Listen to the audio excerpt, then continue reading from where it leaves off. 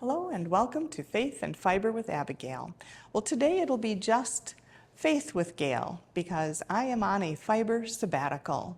I am here at the campus of the Wheaton College and I'm in the auditorium. I'm in a student center, the Todd M. Beamer Student Center.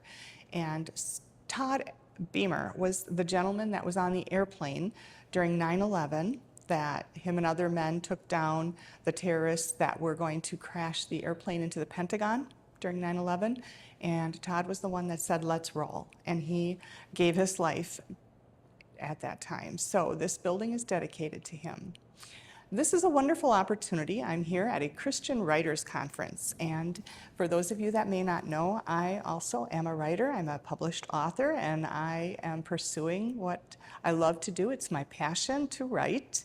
I am here to learn and gain some more wisdom and ability in that. I'm meeting wonderful people, authors, publishers, editors. It's just been a wonderful time of teaching and learning for me, and opportunities too.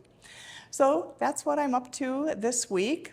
No fiber art for me. I am a little deprived. I brought my knitting with me, but I just haven't had time to even look at it. There will be time for that when I get home.